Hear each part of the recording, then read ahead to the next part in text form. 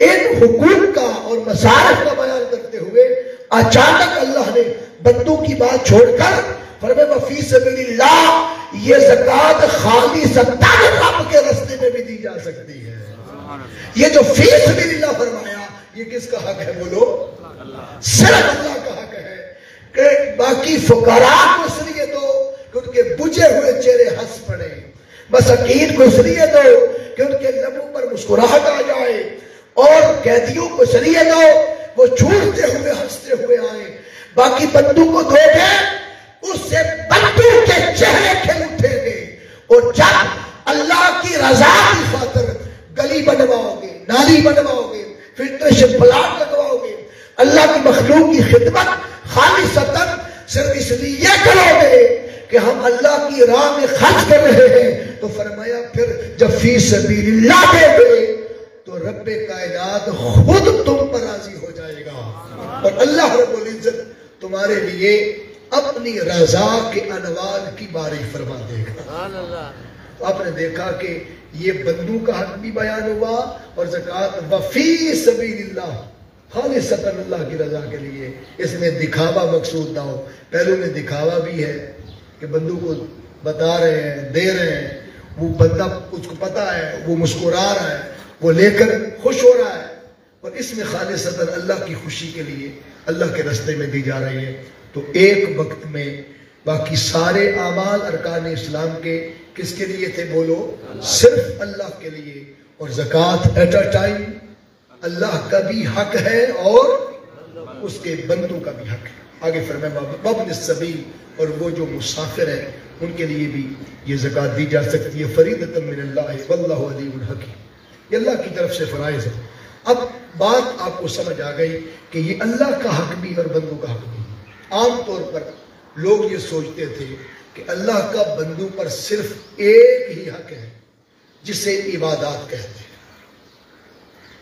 میں conceptual clarity کے لیے یہ بات کرنا چاہتا ہوں، یہ کانسیپٹ دیا جاتا ہے ممبر و محراب سے، اور عام طور پر آپ کو کل 10واں چیلن کی محافل میں بتایا جاتا ہے کہ عبادات ہی صرف اللہ کا حق ہے، جبکہ یہ بات درست نہیں۔ اللہ کے 5 حق بندوں پر کن کی لازم ہے، 5 حق بندوں پر اللہ کے لازم ہے، مست ہے، واجب ہے، فرض ہے، ان کو کمپنسیٹ کیا گیا۔ کتنے بولیے؟ 5۔ عام طور پر کتنے سنتے تھے؟ 1 عبادات۔ میں صرف ان کے نام گنوا سکوں گا کیونکہ میں اپنے موضوع پر رہنا چاہتا ہوں۔ پہلا اللہ کا حق عبادات ہے، وہ اللہ کے 5 حقوق میں سے ایک حق ہے عبادات، جسے ہم ٹوٹل اللہ کا حق کہتے تھے۔ عبادات اللہ کے 5 حقوق میں سے ایک حق ہے، only one right۔ اللہ کا دوسرا حق جو بندوں پر لازم ہے اسے تعزیرات کہتے ہیں۔ یہ ورڈنگ تھوڑا منہ سے بول دیتا کہ ہمیں یاد ہو جائے۔ پہلا عبادات اور دوسرا تعزیرات۔ اللہ کا تیسرا حق بندوں پر کفارات ہے، جی کفارات۔ اللہ کا چوتھا حق بندوں پر محصولات ہے۔ کیا؟ محصولات۔ اور محصولات پھر 2 قسم کے ہیں، محصولات برائے مسلم اور محصولات برائے غیر مسلم۔ محصولات کے لفظ سے پریشان نہ ہو، انگلش میں اسے ٹیکسز کہتے ہیں، ٹیکس، محصول، وصول کرنا، محصولات۔ یہ جو محصولات ہیں یہ مسلم ریاست میں مسلمان پر بھی فرض ہوتے ہیں، اور مسلم ریاست میں غیر مسلم پر بھی کینکلیوزو ہوتے ہیں۔ مسلمان پر 3 ہے، زکوٰۃ، عشر اور صدقات، اور غیر مسلم پر 2 ہے، جزیہ اور خراج۔ اسلام کی تاریخ میں ادا ہوتے رہے، اور غیر مسلم بھی ادا کرتے رہے ریاست مدینہ۔ میں اصلی ریاست مدینہ کی بات کر رہا ہوں، اس میں ادا ہوتے رہے۔ اور یہ محصولات اللہ کے حق میں سے یہ چوتھا اور 5واں حق ہے۔ اب آپ سوچیں گے عبادات، تعزیرات، کفارات، محصولات برائے مسلم، برائے غیر مسلم، ان کا تھوڑا تو ہمیں پتا ہو پہلے تو ہم عبادات ہی سنتے رہے، تعزیرات بھی اللہ کا حق ہے، یہ کبھی سنا ہی نہیں تھا. اس میں کیا فرق ہوگا؟ There is a big difference between two words. دو لفظوں میں فرق سن لیں، عبادات اور تعزیرات میں چھوٹا سا فرق ہے، آپ کو سمجھ آ جائے گی. اللہ نے جن کاموں کا کرنے کا حکم دیا کہ یہ کرو، وہ کرنے سے عبادات بن جاتے ہیں، اور جن سے منع کر دیا کہ یہ نہ کرو، بین کر دیا، ان کو چھوڑ دینا اللہ کا حق تعزیرات بن جاتا ہے. یاد ہو جائے گا نا آپ؟ اس کی دو مثال دیتا ہوں. اللہ فرماتا ہے کہ نماز قائم کرو، حکم دے دیا، روزے رکھو، حج کرو، صاحب استطاعت کو فرمایا. تو جب ان پر عمل کریں گے تو کون سا اللہ کا حق بن جائے گا؟ تھوڑا سا اونچا سنتا ہوں میں، عبادات. اور جب اللہ نے منع کر دیا جھوٹ نہ بولو، لعنت اللہ علی الکاذبین، جھوٹوں پر اللہ کی لعنت. لا تقربوا الربا، سود کے قریب نہ جاؤ. لا تقربوا الزنا، زنا کے قریب نہ جاؤ. شراب نہ پیو، پاسے نہ ڈالو، جوا نہ کھیلو، حسد نہ کرو، بغض نہ رکھو، دل میں کدورتیں نہ رکھو، نفرتیں نہ پالو، غیبت نہ کرو، چغلی نہ کھاؤ. یہ سارے اعمال جن کو اللہ نے منع کیا، ان سے بچ جانا اللہ کا کون سا حق ہے؟ تعزیرات کا حق ہے، تعزیری حق ہے. یہ وجہ ہے کہ تحفظ ناموس رسالت صلی اللہ علیہ وسلم کا قانون بھی تعزیری قانون ہے. وہ تعزیری قانون یوں ہے کہ بندہ بے ادبی رسول صلی اللہ علیہ وسلم کی کر رہا، اور اللہ فرما رہا ہے حق میرا مار رہا ہے. کیوں؟ اس لیے کہ لا ترفعوا اصواتکم فوق صوت النبی، منع میں نے کیا تھا کہ محبوب نبی کی آواز سے اپنی آوازوں کو اونچا. جس طرح میں نے شراب کو منع کیا، جس طرح میں نے جھوٹ کو منع کیا، اللہ فرماتا ہے جس طرح غیبت، چغلی، حسد، فراق کو منع کیا، اسی طرح لا ترفعوا کہہ کر کہ میرے محبوب نبی کی آواز سے آوازیں اونچی نہ کرو. وَلَا تَجْهَرُوا لَهُ بِالْقَوْلِ كَجَهْرِ بَعْضِكُمْ لِبَعْضٍ أَن تَحْبَطَ أَعْمَالُكُمْ وَأَنْتُمْ لَا تَشْعُرُونَ. یہ منع میں نے کیا تھا، نہ محبوب نبی کی آواز سے آواز کو اونچا کرنا، نہ برابر کرنا. تمہارے سارے اعمال برباد کر دیے جائیں گے. چونکہ منع میں نے کیا تھا، اس لیے بے ادبی مصطفیٰ کی کرو گے، حق خدا کا مارا جائے گا. کیونکہ یہ میرا حق تھا، منع میں نے کیا. یہ کون سا حق کہلائے گا؟ بولو. تعزیرات کا حق. اور پھر عبادات اور تعزیرات میں سے کوئی رہ جائے، اس کی جگہ اس کا کفارہ ادا کرنا بھی اللہ کا حق ہے. وہ کفارات کہلا دیں گے. محصولات میں نے آپ کو پہلے بتا دیے. یہ ٹوٹل کتنے حق ہیں اللہ کے؟ بولیے 5. کبھی نہیں بھول دیں. یہ بینیفٹ ہے آپ کو دروس عرفان و قرآن کا، تاکہ آپ صبح سویرے نیند قربان کر کے آئیں. آپ کا آنا اتنا معنی نہیں رکھتا جتنا بہنوں بیٹیوں کا آنا معنی رکھتا ہے، خواتین کا رکھتا ہے. آپ سوچیں گے کیسے؟ یہ عصر سے اپنا کام شروع کرتی ہیں، عصر کی نماز کے بعد آپ کے لیے افطاری کا اہتمام کرتی ہیں، انتظام کرتی ہیں.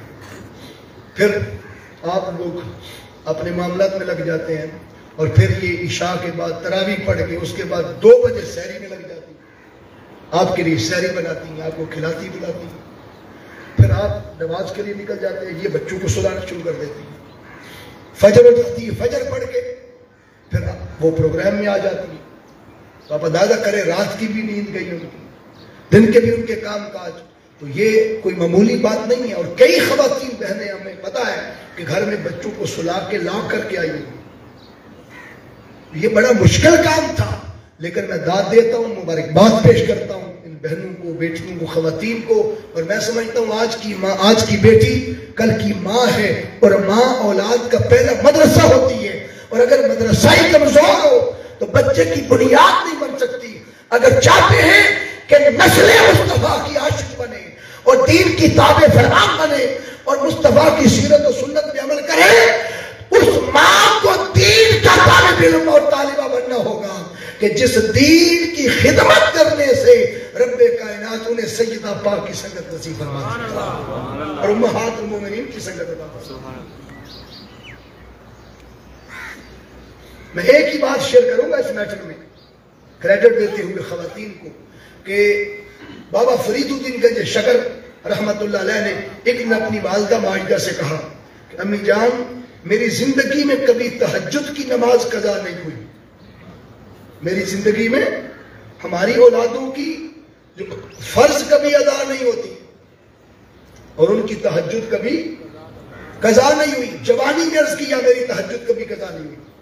بابا فرید الدین گنج شکر رحمت اللہ علیہ کی والدہ نے کہا پتر فرید اس میں تیرا کیا کمال ہے، مجھے قسم ہے پیدا کرنے والے رب کی میں نے بے وضو تجھے دودھ ہی نہیں پلایا۔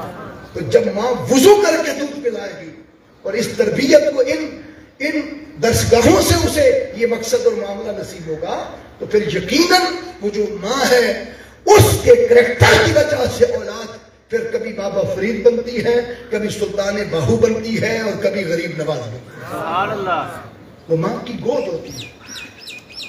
اتنا ضروری ہے۔ ہم بازاروں میں جانے کی اجازت دیتے ہیں، شادیوں میں جانے کی اجازت دیتے ہیں، ڈھول ڈمک کا اجازت دیتے ہیں، دین کی باری آئے تو بھاگتے ہیں، ذرا مسئلہ پتہ لگے علامہ صاحب ذرا دسو صحیح جائز ہے کہ نہیں جائز؟ جہاں پردہ ہے، جہاں اہتمام پردہ ہے، جہاں پر دین ملنا ہے اور جہاں پر دین کی آبیاری ہونی ہے اور نسلیں پلٹنی ہیں اور جہاں ماں بہن بیٹی کے انداز سے دیکھا جاتا ہے اس جگہ پوچھا جاتا ہے، اور جہاں پوچھنا چاہیے وہاں پوچھنے کو تیار کوئی نہیں ہے، رشتے ٹوٹ جاتے ہیں۔ ہمارا معاشرہ الٹی گنگا ہے، ہم الٹ اچھا چلتے ہیں۔ تو آپ قرآن مجید فرقان حمید کا مطالعہ کریں کہ اس ٹاپک نے ہمیں کیا کچھ دینا ہے، اس موضوع سے ہمیں کتنی رہنمائی نصیب ہوگی۔ اسی بہانے سے آپ کو اللہ کے کتنے حق پتہ چل گئے؟ 5۔ آگے پھر بندوں کے 5 حق ہیں، پھر آپ نے زندگی پر 2 ہی سنے ہوں گے، حقوق اللہ اور حقوق ایک تیسرا بھی ہوتا ہے حقوق النفس، بندوں کی جان پر بھی بندوں کے حق ہوتے ہیں۔ تو ان کی ڈیٹیلز میں نہیں جانا چاہتا، یہ ٹوٹل 13 حق ہیں جن کو توڑ موڑ کے 1-2 کر کے آپ کو دے دیا جاتا ہے۔ ان دروس قرآن کی محافل کے یہ بینیفٹس ہیں، ان کو انعقاد کیا کریں، پوری جان لڑا دیا کریں، اس کو کامیاب کریں، جتنے لوگوں تک یہ میسج پہنچے گا۔ علم لینے کے لیے لوگ ایک ایک لفظ اور ایک ایک حرف اور ایک ایک حدیث کے لیے 70 میل پیدل فاصلے طے کرتے ہیں، اور آپ کے تو گھر چل کے سب کچھ آ رہا ہے۔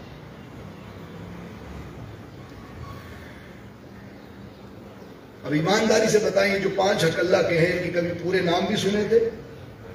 بول دے ذرا۔ یہ سارا کچھ انہی مجالس سے محافل سے نصیب ہوگا۔ ہم نے کیا دینا ہے؟ ہم تو کسی کے شاگرد ہیں، کسی کے قدموں میں بیٹھ کے سیکھتے ہیں، کسی کے ٹاٹ پر پڑھتے ہیں۔ دینے والے ان کو دیتے ہیں، پھر ان کو بھی کوئی دیتا ہے، پھر ان کو بھی کوئی دیتا ہے، پھر ان کو بھی دیتا ہے، اور پھر دیتے دیتے پھر غار حرا کی اقرا بسم ربک الذی خلق والی اس آیت کا فیض محمد عربی کی بارگاہ سے آ جاتا ہے صلی اللہ علیہ وسلم۔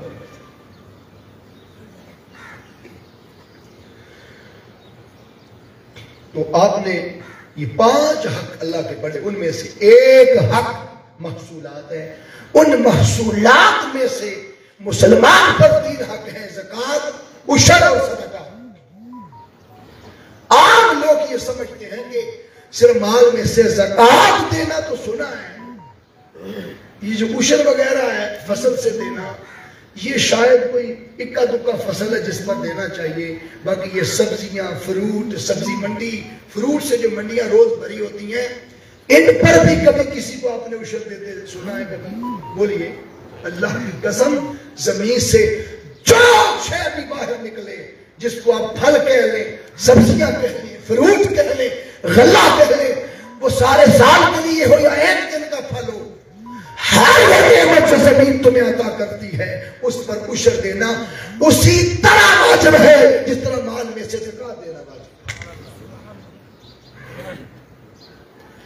عشر نہ دیں گے، سبزیاں بھی حرام، پھل بھی حرام، اور مال میں سے زکوٰۃ نہیں دیں گے، جو ٹائم پیریڈ طے ہوگا تو وہ بھی حرام، بندہ حلال کو حرام کر کے کھا رہا ہے، ساری کی ساری محنت اس کی حرام میں چلی گئی۔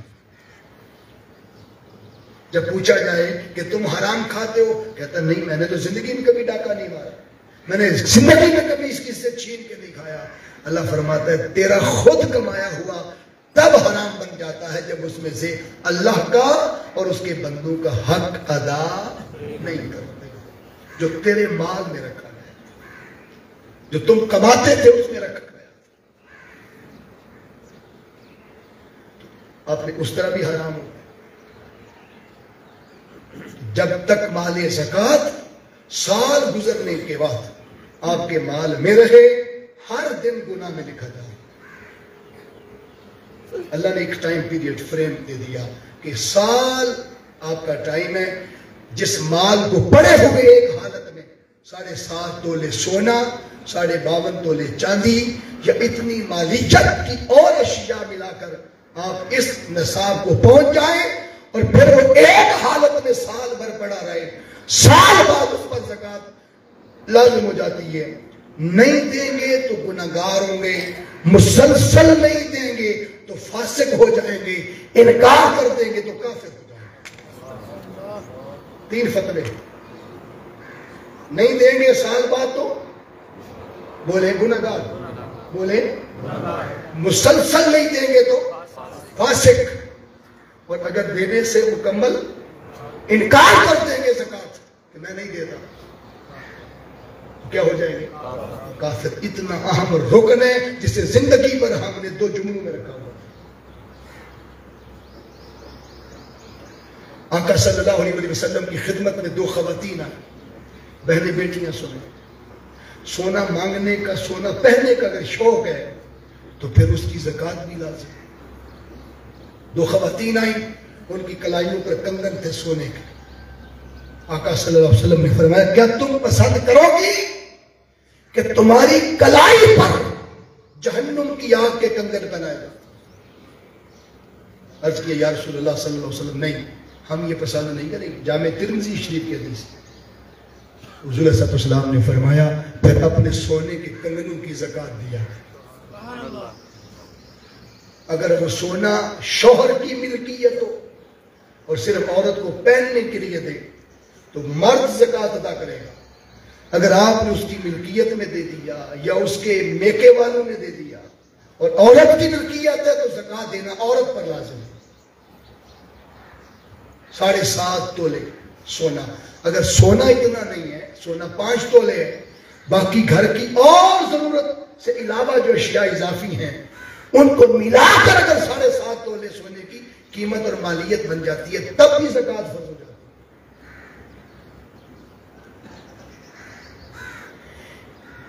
اب 52.5 تولے جو چاندی ہے اس کا کانسیپٹ تھوڑا مختلف ہے۔ یہ لوگ مسئلہ پوچھتے ہیں جی وہ تو 1 لاکھ میں پوری ہو جاتی ہے، کہ لاکھ پر زکوٰۃ ہو جائے گی؟ ایسا نہیں ہوگا۔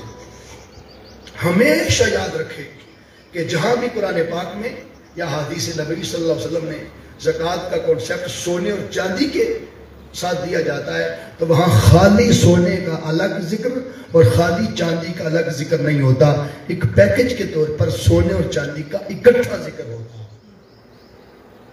اتنے تولے یہ، اتنے تولے یہ، اکٹھے سنتے ہیں جب سے سن رہے ہیں، تو جب اکٹھا پیکج ہو اس میں جس شے کا غلبہ ہو اس کو اس پر عمل کیا جائے۔ چاندی ہمارے معاشرے میں روٹین کی خرید و فروخت نہیں ہے، ہمارے معاشرے میں ہے بولیے، پہننے کا تصور، خرید و فروخت کا زیادہ تصور نہیں ہے، اس لیے اس کی مالیت نہیں دیکھی جائے۔ جو چیز خرید و فروخت میں آئے ہی نہ وہ تو مفت بھی دے تو کوئی نہیں لیتا، کہتے ہیں بھئی یہ تو ہمارے ہاں رواج ہی نہیں ہے، اس پر توجہ نہیں جاتی، اس لیے پھر زکوٰۃ کے میٹر میں بھی اس کی طرف توجہ نہیں جائے گی۔ ہاں پیور چاندی کسی کے پاس پڑی ہو اس کی مالیت نہیں، 52.5 تولے چاندی کسی کے پاس پیور پڑی ہو اس میں سے زکوٰۃ چاندی کی صورت میں ادا کرے۔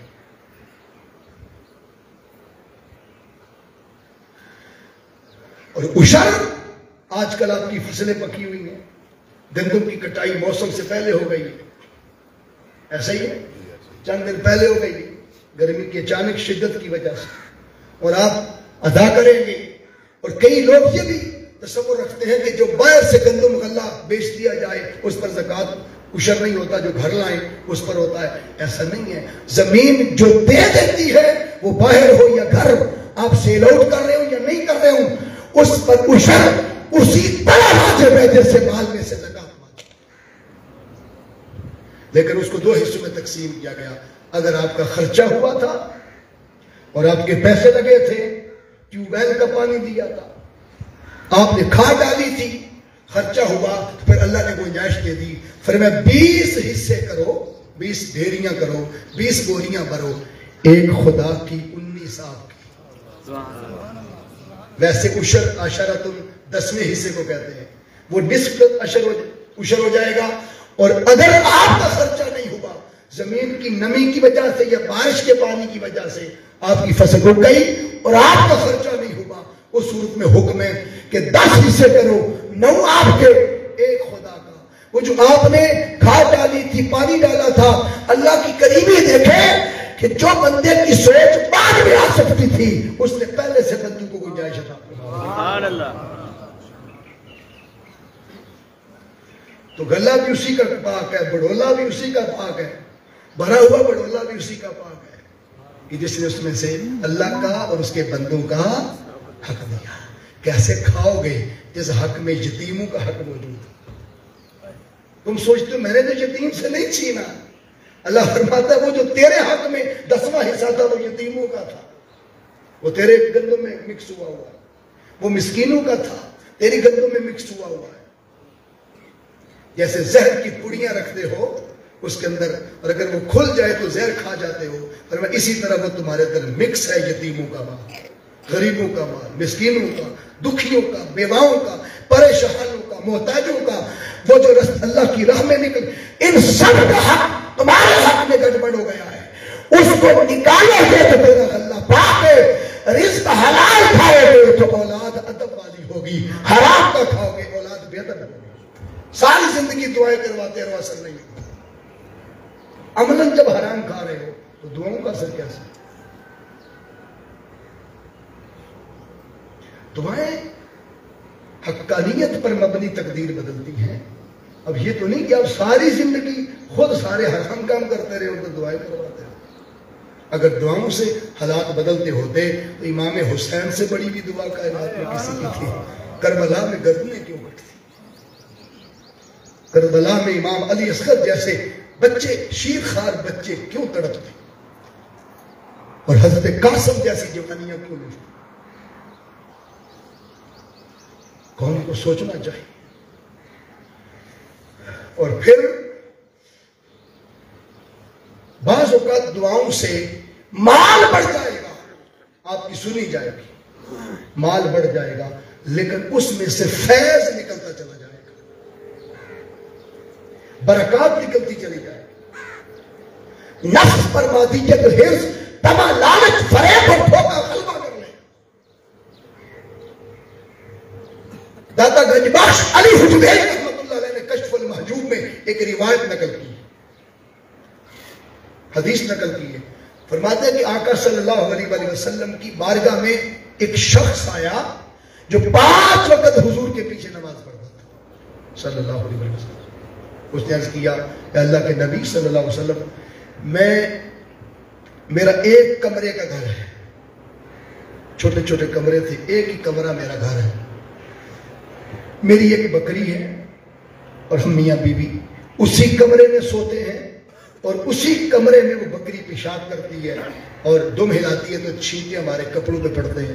روز ہم کپڑے دھو کے نماز پڑھتے ہیں. آقا آپ دعا کر دیں اللہ ہمیں زیادہ بکریاں دے دے، کچھ بیچ کر ہم بڑا گھر لے لیں. نبی کریم ہے، حضور نے گورے گورے ہاتھ اٹھا لیے، دعا کر دی، بکریاں بڑھ گئی اور اس نے وہ گھر بیچ دیا. وہ مسجد نبوی شریف کے قریب تھا گھر، بیچ دیا اور بیچ کر مدینہ پاک کی آخری نکڑ میں سستا ایک بڑا گھر لے لیا. آدھی بکریاں سیل آؤٹ کر دی کیونکہ بکریاں بڑھ گئی، جلدی جلدی بچے ہو گئے، پھر بڑے ہو گئے، پھر وہ بھی بچے حاملہ ہو گئے، پھر اور ہو گئے. اس طرح بڑھتے بڑھتے آدھی سیل آؤٹ کر دی، آدھی رکھ لی. ایک بڑا گھر مدینہ پاک کی نکڑ میں خرید لیا. گھر تو بڑا مل گیا لیکن 2 فیض کم ہو گیا. اب بکریاں بڑھ گئی تھی. 4 وقت کی نماز حضور کے پیچھے نہیں پڑھتا، اب صرف فجر پڑھ رہا.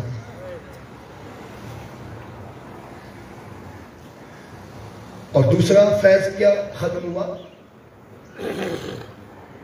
بولیے، مسجد نبوی کی قربت میں گھر سیل کرنا پڑ گیا. قربت جاتی رہی. مدینہ پاک کی آخری نکر میں مکان نہیں ملتا.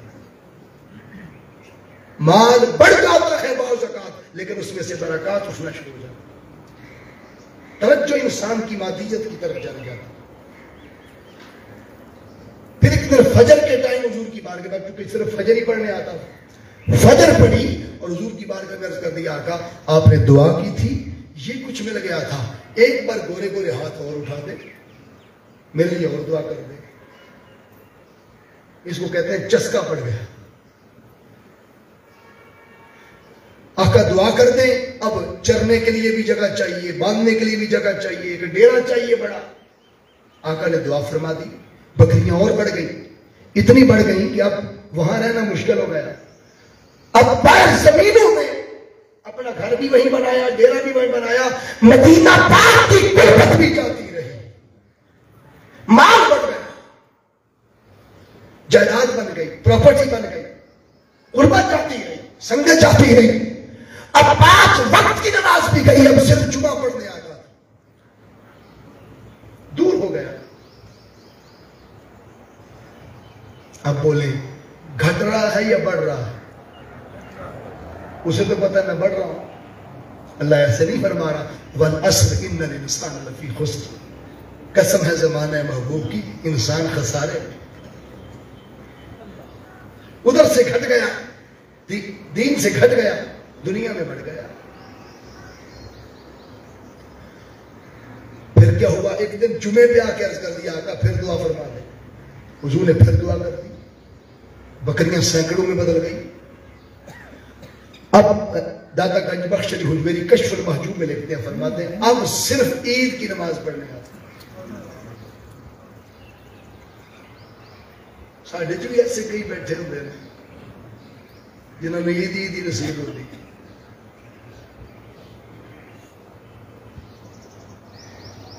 اور کسی نے پوچھا نا کہ جناب کتنی بار نہائے ہو زندگی میں؟ اس نے کہا 2 بار. ایک بار دائی نے نہلایا تھا، ایک بار قاری صاحب نوا دیں گے جان لگے. ہمارے ہاں بھی ایسے ایسے شعور میں ہوتے ہیں کہ جن کو عید کی عیدی مسجد دکھنا نصیب ہوتی ہے. وہ سارا تجارت، کاروبار، اڈا، دکان، مال، دولت، حرص و طمع نے انسان کو برباد کر رکھا ہے. اللہ قرآن میں فرماتا ہے زُيِّنَ لِلنَّاسِ حُبُّ الشَّهَوَاتِ. ہم خواہش نفس کو زینت بنا کر، ببا کر، سوار کر، سجا کر تمہارے سامنے رکھتے ہیں اور تم اس خواہش نفس کی زینت میں پھنستے چلے جاتے. ہماری بہنیں بیٹیاں گھروں سے دکان پر کوئی اور کپڑا لینے جاتی ہیں، نیت کوئی اور ہوتی ہے، ارادہ کوئی اور ہوتا ہے. وہاں 500 بلب لگے ہوئے تھے. اس روشنی نے عام کپڑے کو عمدہ کر کے دکھا دیا. خرید کر کچھ اور لے آئے. یہ ہے زینت للناس حب الشہوات. ہم خواہش نفس کو زینت بناتے ہیں، پھبا کر، سنوار کر، سجا کر تمہارے سامنے رکھتے ہیں. گھر سے 2 شے لینے جاتی ہیں، لے کر 50 آتی ہیں. کیوں؟ کچھ چیزیں بازار کی رہے تو نے زینت بناتی تھی.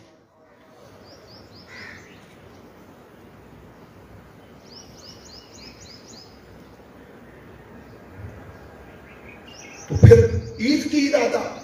ایک وقت آیا اللہ کے رسول صلی اللہ علیہ وسلم نے 2 صحابہ بھیجے. 40 بکریوں سے لے کر 120 تک ایک بکری زکات لاگو ہو جاتی. آقا صلی اللہ علیہ وسلم نے فرمایا جاؤ اس پر زکات لاگو ہو گئی ہے، اب اس سے مال زکات بکریوں میں سے لے کے آؤ. اب وہ چونکہ سینکڑوں میں چلی گئی تھی، زکات واجب ہو گئی. زکات دینے صحابہ کرام رضوان علیہم اجمعین تشریف لائے. اس سے کہا کہ اللہ کے رسول صلی اللہ علیہ وسلم نے بھیجا ہے مال میں سے، بکریوں میں سے زکات دو.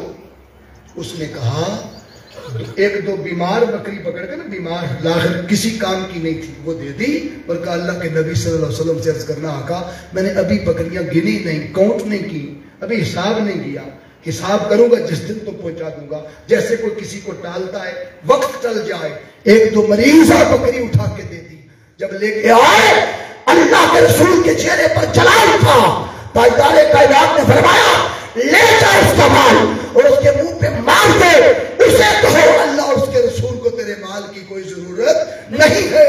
اس دن سے ڈرو، اس دن سے بچو کہ جس دن کہیں ہمارا مال مال زکات بھی کہیں رد نہ کر دیا جائے، کہ ہم اپنی طرف سے ادا نہ کریں اور جب پکڑے جائیں تو کہیں اب لے لو، اب لے لو، ورنہ اب گزر گیا، اب تمہارے مال کی قبولیت کا لمحہ نہیں ہے۔ تم نے بیمار بکریاں دے دی اور اللہ رسول کے ساتھ مذاق کیا، اس کے منہ پہ مار دو، اسے کو ہمیں اس کی ضرورت نہیں ہے۔ روایت میں داتا صاحب فرماتے ہیں پھر وہ حساب کر کے لایا، اللہ کے رسول نے ریجیکٹ کر دی، پھر وہ سیدنا صدیق اکبر رضی اللہ عنہ کے دور خلافت میں لایا، صدیق اکبر نے ریجیکٹ کر دی، حضرت عمر بن خطاب کے دور میں لایا، انہوں نے ریجیکٹ کر دی، عثمان غنی ذوالنورین کے دور میں آیا، ریجیکٹ ہو گئی، حیدر کرار کے دور خلافت میں آیا۔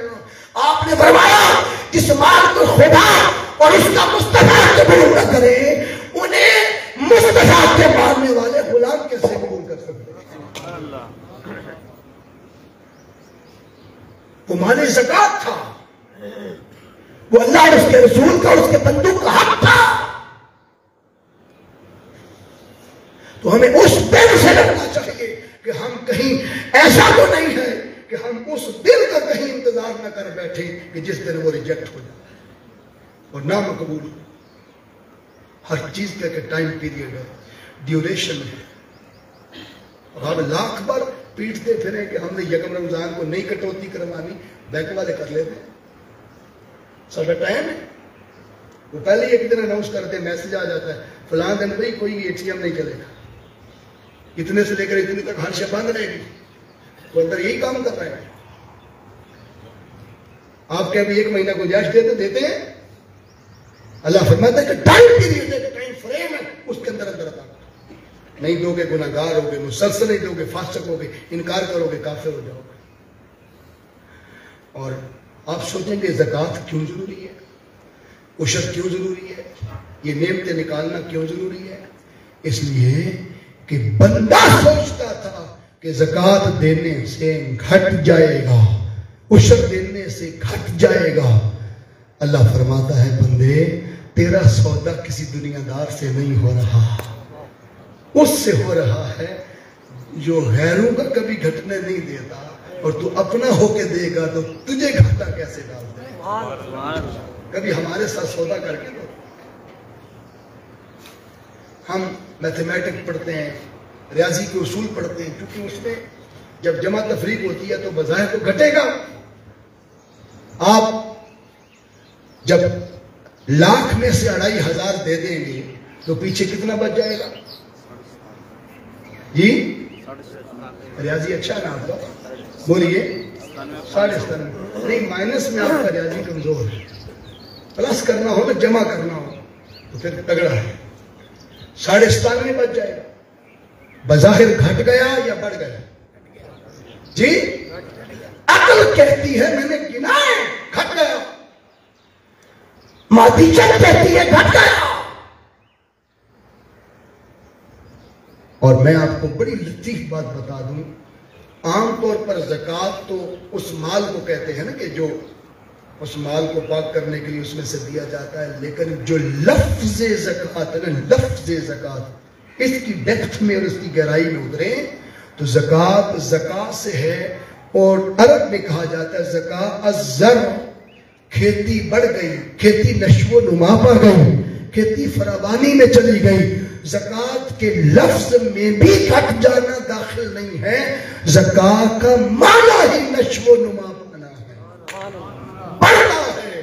عرب میں کہا جاتا ہے زکاة الزرع، کھیتی بڑھ گئی، کھیتی پھل پھول گئی۔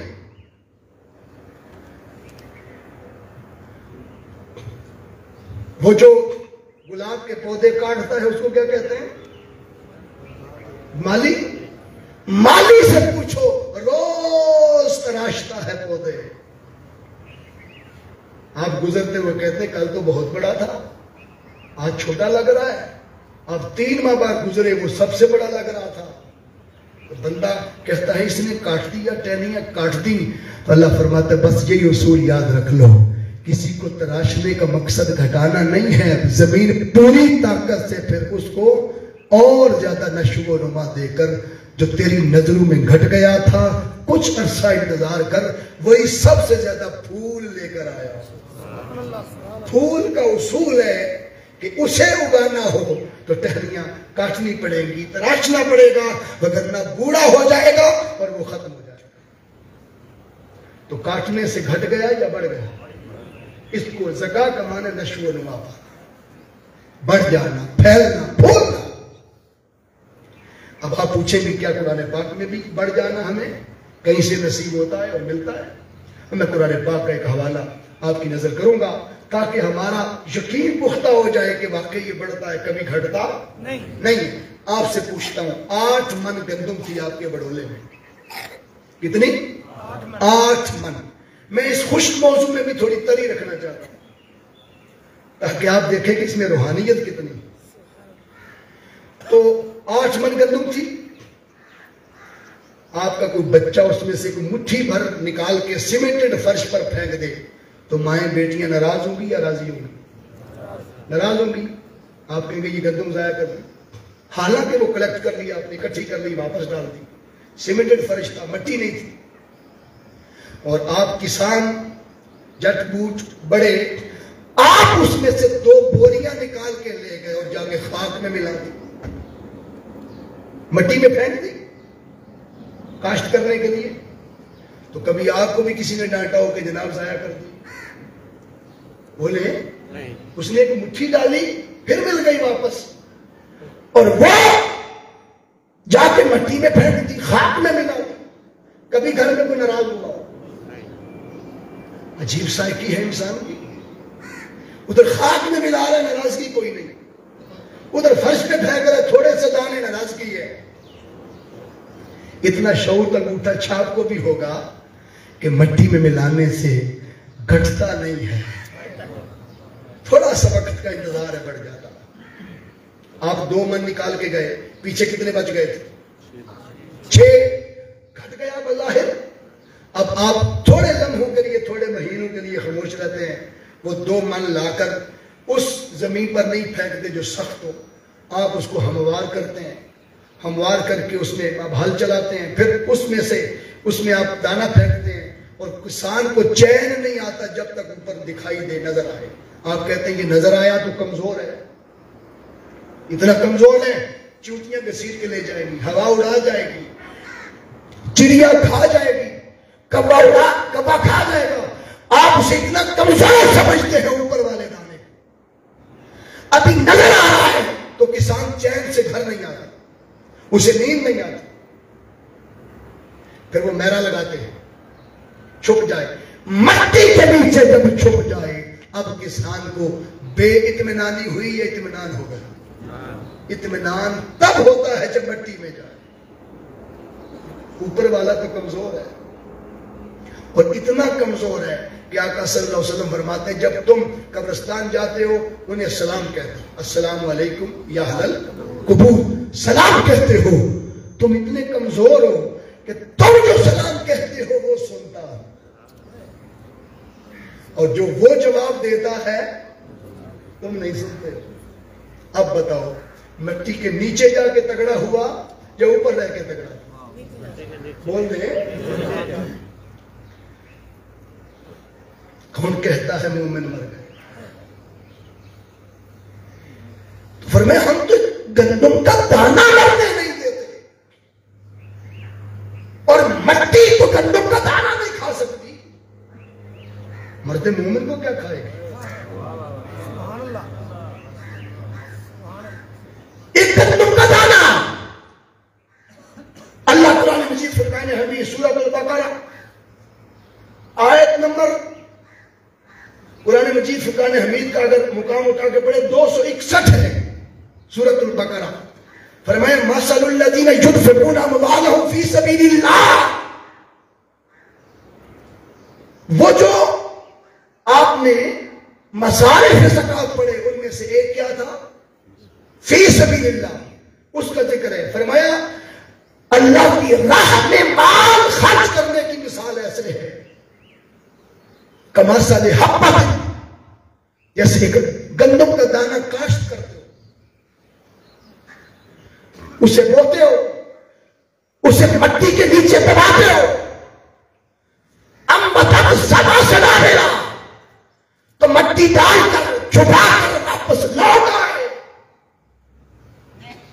چند دنوں بعد جا کے دیکھنا اللہ فرماتا ہے کہ انبتت سبع سنابل، ایک دانے میں سے 7 بالیاں نکلی۔ کتنی؟ 7 بالیاں۔ اور آگے فرمایا فی کل سنبلۃ 100 حبۃ، ہر بالی پر ہم نے 100 دانہ لگا دیا۔ اللہ اکاؤنٹیبلٹی دے رہا ہے، حساب دے رہا ہے۔ بندہ سوچتا کتنا بڑھے گا، کہاں تک بڑھے گا۔ میں سیالکوٹ سے ہوں، میرے علاقے میں ڈبل شاہ ہوا ہے، وہ بڑی چھلانگ لگا کے بھی لاکھ کے بدلے 2 لاکھ دے دیتا ہے۔ اللہ فرما رہا ہے میں 1 لاکھ کے بدلے 7 لاکھ دے رہا ہوں، 700 لاکھ۔ کتنے؟ 700 لاکھ، ایک کے بدلے 700 دے رہا ہوں۔ ایک دانہ کاشت کیا۔ This is the holy Quran. This is the Prophet Quran. These are verses of Allah. This is the Quranic law. یہ قرآن کی آیتیں ہیں، کوئی قصہ کہانی نہیں ہے۔ اور یہ کسی کسان کی بات نہیں ہے کہ کسان نے آ کے کہہ دیا تو کسی نے مان لیا۔ اللہ فرماتا ہے کاشت تم کرتے ہو، اگاتے تم ہو، دیکھتے تم ہو، گھر اٹھا کے تم لاتے ہو، بتا میں رہا ہوں کہ ایسے کرتا ہوں اور ایسے دیتا ہوں۔ فَأَنبَتَتْ سَبْعَ سَنَابِلَ، 1 سے 7 بالیاں، ہر بالی پر 100 دانہ، یوں 700 دانے ایک کے بدلے آپ کو ملے۔ وہ جو کہتے تھے 6 من رہ گئی پیچھے اور 2 گھٹ گئے، اللہ فرماتا ہے اب اٹھا سارا غلہ، اس میں سے 1 عشر بھی نکال دے، 20واں بھی نکال دے یا 10واں نکال دے، اب اٹھا کے لا گھر میں۔ وہ بھی بھر گیا، ایک نیا بڑولا رکھ، وہ بھی بھر گیا، ایک نیا رکھ، وہ بھی بھر گیا، ایک اور رکھ، وہ بھی بھر گیا، ایک اور رکھ، وہ بھی بھر گیا۔ 7 بڑولے تیرے بھر گئے اس غلے کی وجہ سے۔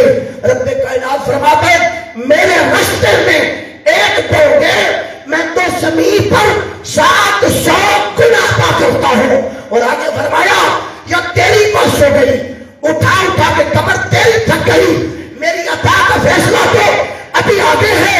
یہاں تک تیرا حساب تھا، تیری گنتی تھی، کوٹیبلٹی تھی، تیرا متناہی تھا، تیری حد تھی، تیرے بڑولے تھے، تیری بوریاں تھی۔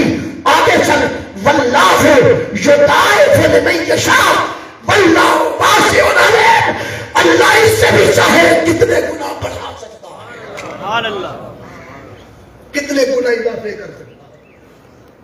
وہ بڑا واسع ہے، بڑا وسیع۔ دنیا قلیل ہے، بولو دنیا قلیل ہے،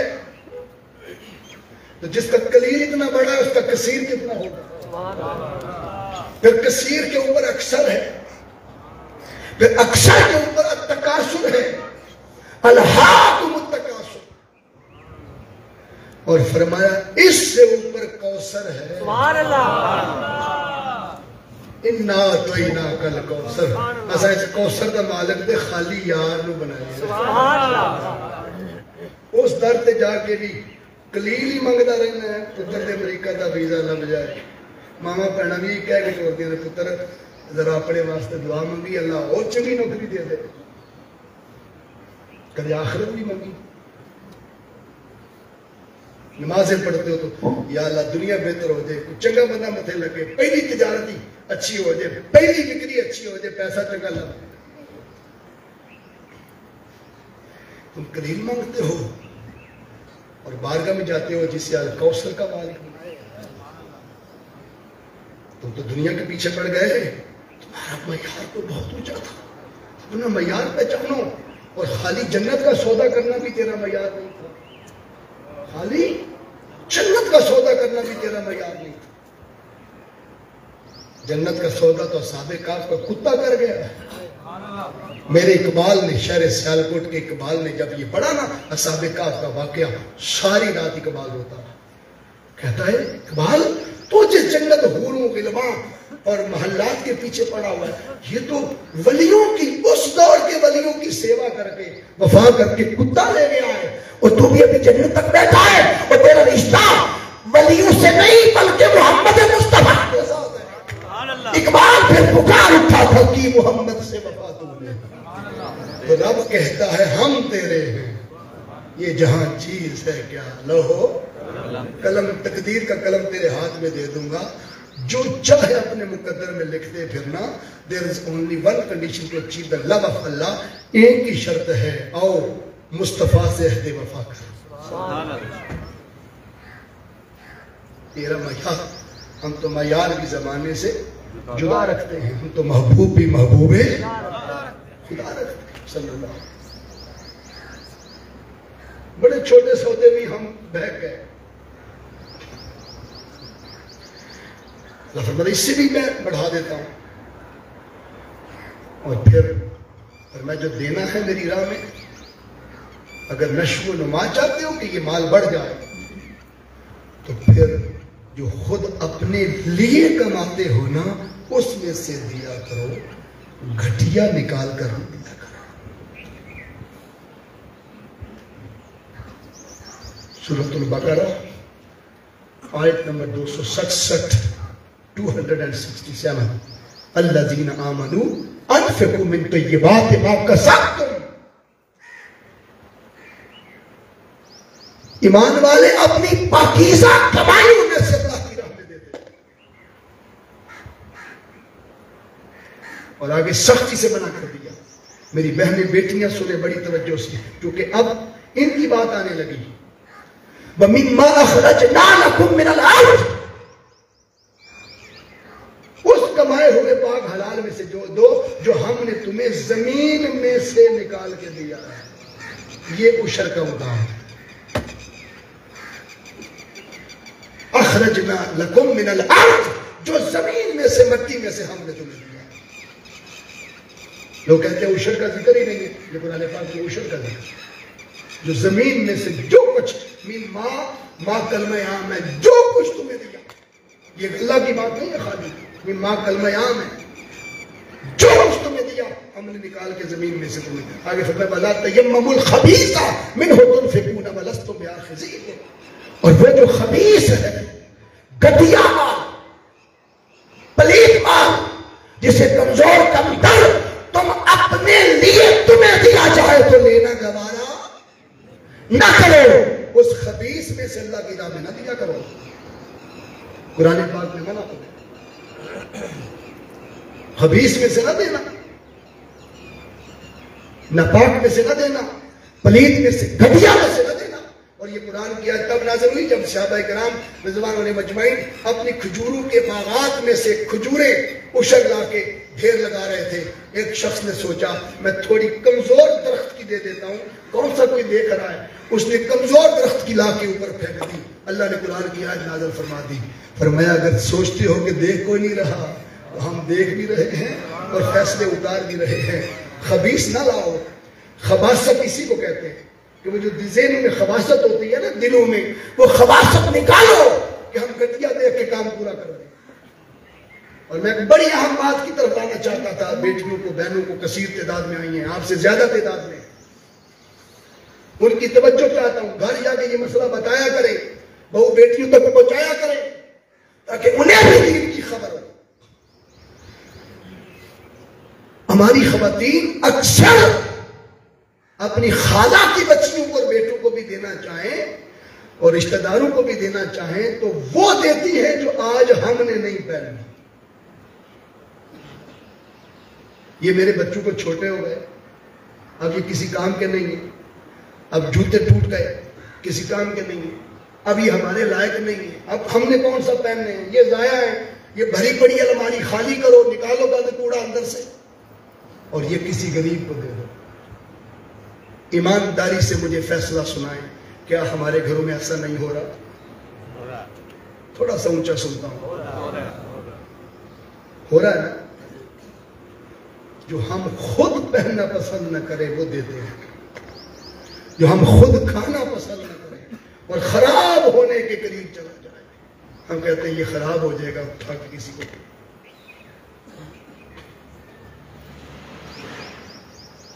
یہ نیکی نہیں ہے. نیکی نہیں کرتے نا, نیکی کی تھی. اللہ فرما رہے یہ نیکی نہیں. میں قرآن کا طالب علم, قرآن آپ کو دوں گا, آپ دروس قرآن سننے آئے. بندہ سوچتا تھا میں نے اپنے گھر کے بچوں کے چھوٹے کپڑے کسی کو دے دیے, اب جو ہم نے نہیں پہننے تھے دے دیے, جو ہمارے کام کے نہیں تھے دے دیے. میں نے بڑا تیر مارا, بڑی نیکیاں کٹی ہوگی. میں چوتھا سپارہ اس کی پہلی آیت پڑھتا ہوں. ہمارا مبدأ قرآن ہے, ہماری اصل قرآن ہے, ہمارا رہنما قرآن ہے. قرآن سے رشتہ قائم کرو. کتنے ہیں جو خالی ثواب کے لیے قرآن پڑھتے ہیں, اور پھر کتنے ہیں جو سمجھنے کے لیے قرآن پڑھتے ہیں. 1.5 لاکھ کا موبائل پتر کے ہاتھ میں لے کے دیا ہے, کہ رات کو اٹھ کے جھانک کے دیکھا تو کر, وہ دیکھا. وہ موبائل وہ ریموٹ کنٹرول 5 منٹ کے لیے چادر میں لپٹ گیا, گم ہو گیا, نظر نہیں آ رہا. صرف 5 منٹ بچے نے طوفان کھڑا کر دیا تھا. ماں باپ کو باتیں سنائی, میرا موبائل, میرا ریموٹ کنٹرول, میرا سامان کدھر گیا, میں اس کے بغیر بچ نہیں سکتا. ارے کتنے ہیں جنہیں 5 دن قرآن گھر میں پڑھا ہوا دکھائی نہیں دیتا اور بچے نہیں پڑھتے ہیں, اور انہیں بے چینی ہوتی ہو کہ 5 دن میرے گھر قرآن نہیں پڑھا. صرف 5 منٹ کے موبائل نے تمہیں بے چین کر دیا, اور 5 دن کے نہ پڑھے جانے والے قرآن نے تجھے ابھی بے چین نہیں کیا.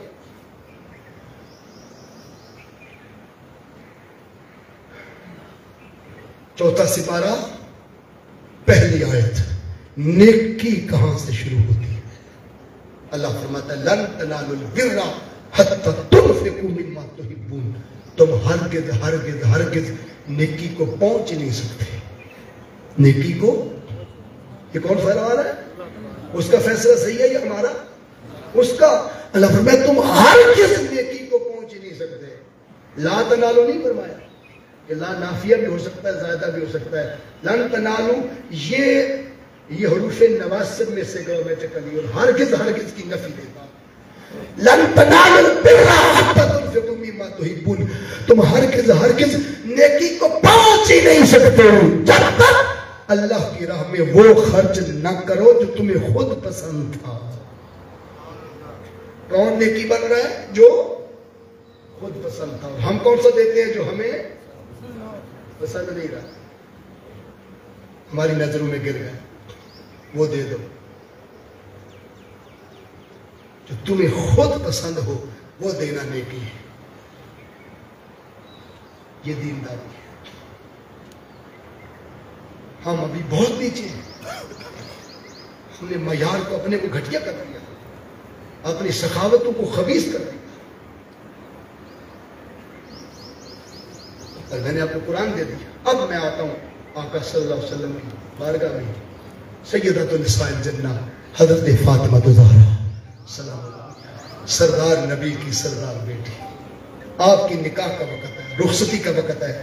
مولا کائنات کے ساتھ نکاح ہو رہا ہے. جن کے جوڑے جنت سے آتے ہوں, جن کے لیے کرم نوازیاں بارگاہ مصطفیٰ صلی اللہ علیہ وسلم سے ہوتی ہوئی, حضور اپنی بیٹی کو کیا نہیں دے سکتے تھے.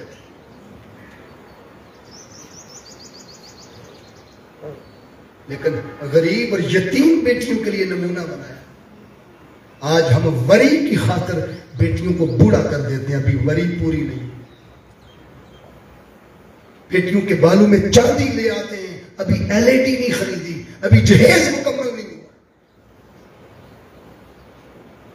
ہمارے لیے نمونہ سیدۃ النساء الجنہ ہے بیٹیوں کے لیے. حضور نے کیا دیا تھا؟ وری میں صرف ایک سوٹ مصطفیٰ نے عطا فرمایا، وہ جو شادی کے دن تک ہے دنیا کی کوئی غریب سے غریب بیٹی جو ایک سوٹ میں چلی جائے، پھر ہم کہاں کھڑے ہیں؟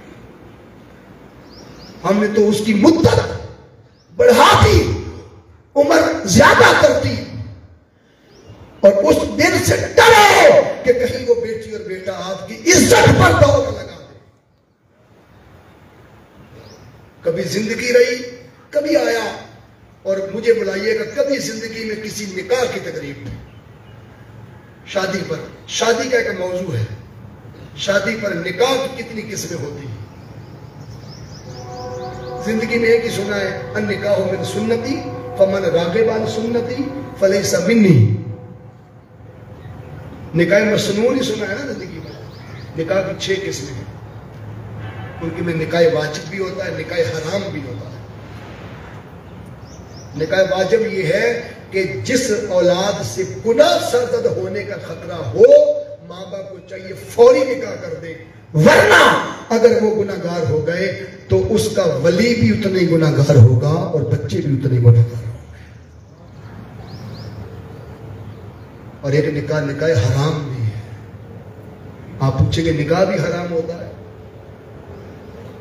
جو بیٹا اور بیٹی نکاح کے قابل نہ ہو، حقوق ادا نہ کر سکتے، ان کو جبرن اس لیے باندھ دینا، چلو کہارا کے پانڈے تے تو گی نا، اور کچھ نہ کرے، برتن تے تو گی، کپڑے تے تو گی، گھر تے صاف کرے گی۔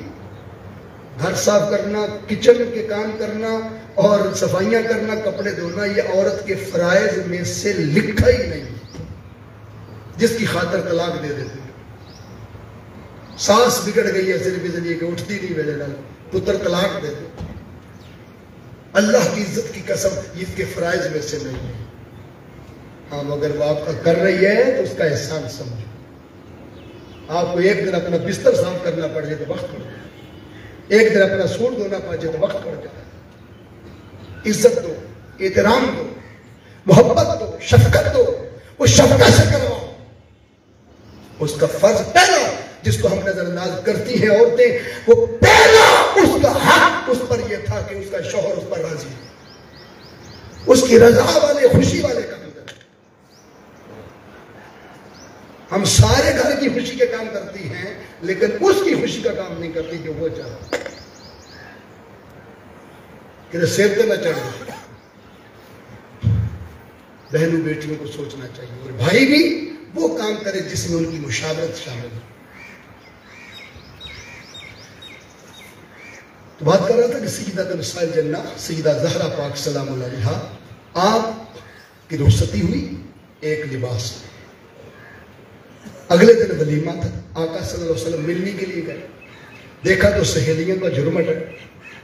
آقا نے فرمایا بیٹی شہزادی کونین، وہ کل والا ایک ہی تو لباس میں نے شادی کا دیا تھا، اور آج بھی شادی کا ہی دن ہے، اور آج آپ نے زیب تن نہیں فرمایا ہوا، گھر میں عام سادہ سا کوئی کپڑا پہنا ہوا ہے، آج سہیلیاں عورتیں آپ کو دیکھ رہی ہیں، بیٹی وہ لباس کیوں نہیں پہنا؟ عرض کیا بابا آپ نے تو تربیت فرمائی ہے کہ جو تمہیں خود پسند ہو وہ اس کی راہ میں دے دو۔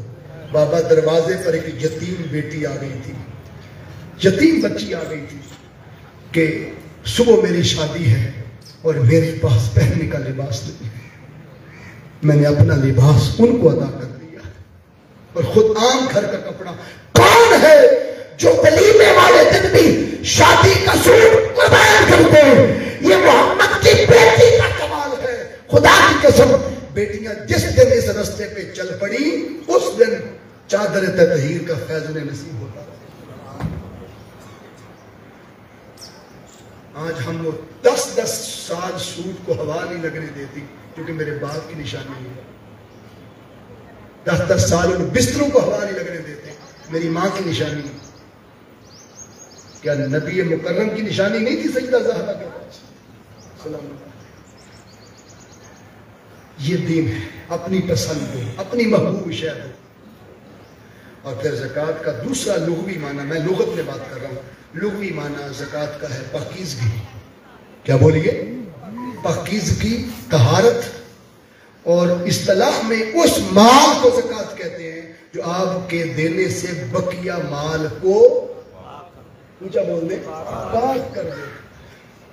گارنٹی اس نے.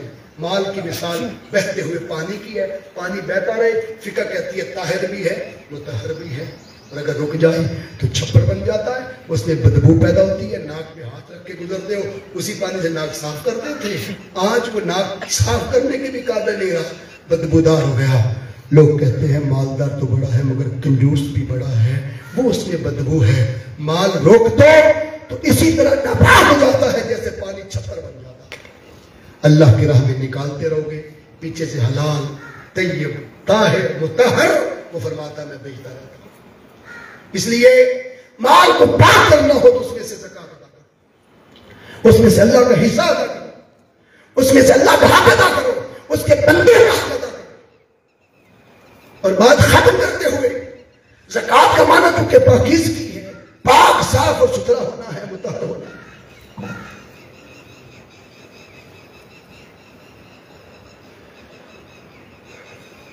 اور چونکہ اس کا معنی پاکی ہے، پاکیزگی ہے، طیب و طہارت ہے.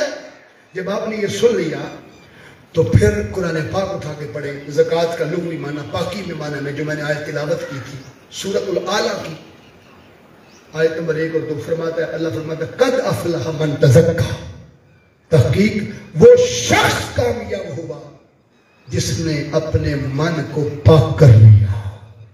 یہ تزکا، تزکیہ اور زکات یہ سارے زکات سے لکھے گئے. تو زکات بھی من کو پاک کرتی ہے، جسم بھی من کو پاک کرتا ہے. حضور صلی اللہ علیہ وسلم نے فرمایا جس طرح مال زکات تمہارے مال میں سے زکات دے کر تم مال کو پاک کرتے ہو، اسی طرح بدن کی زکات روزہ ہے، روزہ ادا کرتے ہو تو تمہارا بدن پاک ہو. جسم کی بھی زکات ہے، مال کی بھی زکات ہے، اس کو ہم نے ادا کرنا، اس کو ہم نے دینا، اللہ کے حضور پیش کرنا. پھر دوسرے مقام پر اللہ رب العزت نے قرآن مجید فرقان حمید میں سورہ الشمس اس کی آیت نمبر 91 میں فرمایا قد افلح من زکاہا وقد خاب من دساہا. فلاح وہ پا گیا جس نے تزکیہ نفس حاصل کیا، من کو پاک کیا. آپ پوچھیں گے مال من کو کیسے پاک کرتا؟ وہ تو باہر ہے. آپ نے مال دیا ہے، جس مال سے جا کر تم نے فروٹ خریدنا ہے، سبزیاں خریدنی ہے، گوشت خریدنا ہے، گندم اور جو اور چاول خریدنے ہیں، وہ چاول گندم جو فروٹ سبزیاں آپ نے کھائی، وہ میدے میں گئی، میدے سے چھاتی ہو کر پھر کچھ خون کی طرف چلی گئی، کچھ خام مواد بن کے نکل گیا. وہ جو خون بنا، خون میں کچھ گندا تھا، کچھ صاف تھا. دل پمپ کرتا ہے ٹرانس آرٹریوسس کے ذریعے، پھر وہ شریانی نظام میں جاتا ہے، پھر شریانی سسٹم وہ صاف ستھرا خون تمہارے دماغ، دل اور پورے اعضاء کو دیتا ہے. دماغ پھر اسی کا شفاف کام کرتا ہے جسے شفاف رزق دیا گیا. رزق پلید دیا جائے تو اولاد بے ادب ہوتی ہے، اس لیے کہ من پاک نہیں رہا، دل پر قدورتیں لگ گئی، دل پر وہ گزن اور وہ ساری قدر لگ گئی، میل کچیل تکبر کی رونت کی. اور مال پاک حلال اور طیب ہو جائے گا تو پھر وارے نیارے ہوں گے. اس لیے غوث پاک رضی اللہ عنہ کے والد حضرت ابو موسیٰ اشعری ایک باغ میں کام کرتے تھے، اور کام کس وجہ سے کرتے تھے؟ دریا کے کنارے تھے، دیکھا کہ سیب آ رہا ہے، آدھا کھا لیا، یاد آیا کسی کا ہوگا، وہاں گئے، باغ کے مالک کو بلایا، تیرا آدھا سیب کھر لیا ہے، آخرت میں اس کی سزا نہیں بھگت سکتا، دنیا میں لے لو. کہ 12 سال میرے باغ کی نوکری کرو. کتنے بدلے؟ آدھے سیب کے بدلے 12 سال. بہو بیٹیاں روز 1 کلو شلجم لیتی ہیں تو ایک ویسے پکڑ کے کھا لیتی ہیں. بھائی 1 کلو سیب لیتے ہیں ویسے ہی پکڑ کے کھا لیتے ہیں. کیا معلوم اس بیچارے کو بچتا ہی وہ ایک ہو جو تم نے کھایا. ایک آدھے سیب کے بدلے 12 سال نوکری کی. کہا اب اجازت ہے؟ کہا نہیں، میری ایک بیٹی ہے، آنکھوں سے اندھی ہے، ڈوری ہے، لولی ہے، لنگڑی ہے، اس سے نکاح کرو. ہے کوئی؟ آپ نے فرمایا قبول ہے. نکاح ہو گیا. اندر گئے، وہ دیکھتی بھی تھی، حسینہ بھی تھی، سنتی بھی تھی، چلتی بھی تھی. باہر نکل آئے، حرام سے بچا تھا کہ پھر حرام. یہ میری بیوی نہیں ہو سکتی، میری بیوی کی علامتیں اور ہیں. آپ کے سسر پاک نے فرمایا نہیں، وہ آپ کی ہی بیوی ہے، وہ آپ کا ہی حق ہے. جو دنیا میں رزق حلال اس انداز سے کھاتا ہے اس کی یہی ہو سکتی ہے. میں نے اندھے اس لیے کہا تھا کہ زندگی بھر اس نے کسی غیر محرم کو کبھی دیکھا نہیں تھا، غیر محرم کو سنا نہیں تھا. تیرا یہی حق ہے. بس جو رزق حلال اس طرح کھاتے ہیں ان کے بدن اور ان کی پشت سے غوث اعظم پیدا ہے. سبحان اللہ. اور اولیاء اور صلحاء پیدا کرتے ہیں. اپنی زندگی میں اگر چاہتے ہو کہ آپ ساری زندگی رزق حلال کمائیں کھائیں اور نسلیں جو ہے وہ پکیزہ ہوں اور اللہ کی راہ میں وہ برگزیدہ بنے، نیک ہستیاں بنے، تو ہمیں اپنی زندگی میں اپنے مالوں میں سے زکوٰۃ بھی دینا ہوگی، عشر بھی دینا ہوگا تاکہ ہمارا مال پاک ہو جائے. سوال ہے 40 سال سے 5 تولہ سونا ہے، کرنسی 40-50 یعنی 1000 کیا لکھا ہے 40-50 کرنسی؟ جی ٹھیک ہے. 3 سال سعودی عرب میں کرنسی 1 لاکھ ہے، عمرے کی نیت پر رکھی ہے. 4 سال سے 16,000 نکال رہے ہیں، سارا مال اس کے اوپر زکوٰۃ. میں عرض کر دیتا ہوں اگر وہ 5 تولہ سونا ہے، ٹھیک ہے، کتنے 5 تولہ، اس پر تو زکوٰۃ لاگو ہی نہیں ہے. ہاں اس صورت میں ہے کہ اگر اس 5 تولے سونے کے علاوہ بھی گھر میں کچھ چیزیں ملا کر 7.5 تولے سونے کی مالیت کے برابر ہو جائیں تو پھر زکوٰۃ لاگو ہے. جب وہ 5 تولے ہے تو 5 تولے پر تو سرے سے زکوٰۃ ہے ہی کوئی. گھر میں اور اگر کوئی مواد پڑا ہوا ہے اس کو ملا کر بنتا ہے تو پھر وہ اسی حساب سے زکوٰۃ دے گا. اور زکوٰۃ ہمیشہ یاد رکھیں اپنے علاقے کی کرنسی کے ریٹ کے مطابق دی جائے گی. اللہ تعالیٰ سن کر سمجھ کر عمل کی توفیق عطا فرمائے. اللہم صلی علی سیدنا مولانا محمد بارک وسلم. کل انشاءاللہ حضرت علامہ محمد لطیف مدنی صاحب تشریف لائیں گے اور بہنوں بیٹیوں کو مخاطب کیا تھا تو انہی کا موضوع آ رہا ہے امہات المومنین، حضور کی ازواج مطہرات. آج کی عورتیں ہم کہاں کھڑے ہیں اور ہمیں ان کے کردار کو کہاں فالو اپ کرنا چاہیے تھا اور کہاں لینا چاہیے تھا. بیٹیاں اپنے 2 ہاتھوں میں سے ایک اور دوسرے ہاتھ کو استعمال کریں. ایک ہاتھ میں ماں ایک بیٹی کو، دوسرے میں دوسری بیٹی کو، ایک میں ایک بہو کو، ایک میں ایک بہو کو، اور آپ پکڑ کر اپنے ساتھ لے کے آئیں. کل آپ ڈبل ٹرپل ہو جائیں. جو عورت آپ کے ساتھ آئے گی جو سنے گی اس کا اجر لانے والی کو بھی اللہ عطا فرمائے.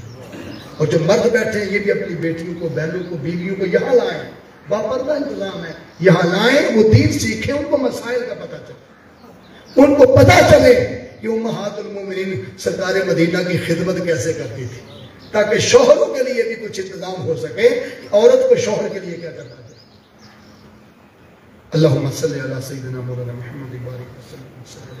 ربنا آتنا فی الدنیا حسنۃ وفی الآخرۃ حسنۃ وقنا عذاب النار.